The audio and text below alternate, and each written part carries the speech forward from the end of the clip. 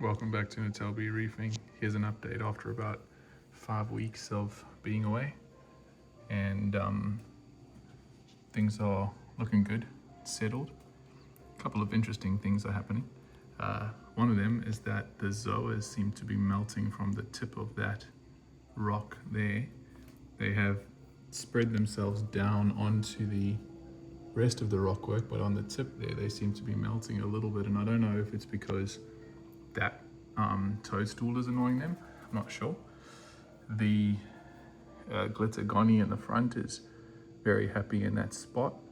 We've also got a ton of morphs that have just like fallen and spread all through the inside there. It's very difficult to show you, but they're all sort of in the back there and doing really well in the dark. Got that little guy down there, and then there was a goni that was here, but it had actually fallen off through the hole, and it was down in the bottom in the dark there, and it had, for the first time in ages, actually like extended its polyps down there. So I've moved it to a shady spot at the back there, and it seems to be a little bit happier at the back. This one here I think is toast, but it's trying its best, but I don't know, there used to be a red one or a yellow one on there, but that one's gone. But this pink one seems to be trying. So I've learned with these things, if you just leave them and don't mess with them, just leave them there for ages, sometimes they just wake up. Success story, however, is the Duncan. You can see how fluffy and huge it is. If you've got time, you should go back to some of the first videos and see how small this thing was when we first got it. But it's got so many new heads on it, and I'm quite keen to see how long it's going to take for the calcium to start forming on the skeleton of these other polyps, because this is like a branching type one.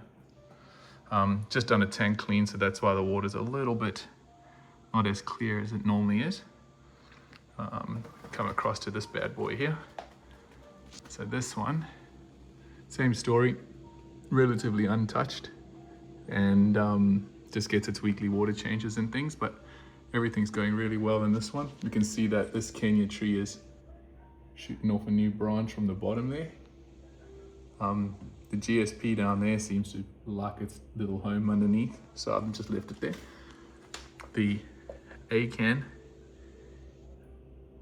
is puffy and it's got its little tentacles out. At the moment, the neuro is on a cleaning cycle, which it usually does just before bed. So it's like 30 seconds on about 80%, then about 30 seconds off. It does that every evening. This leather coral is a beast. You can see how large it is. What else is happening in here? The ATO hasn't really missed a beat, which is cool. So that's been helping a lot. There's our little hitchhikers that came on there. We've got a little bristle star sticking out there just above the urchin. So all in all, the tanks seem to be pretty happy doing their thing. I don't know how much bigger that toadstool is going to grow, but it's taken up the majority of the tank. The clownfish basically host underneath it there.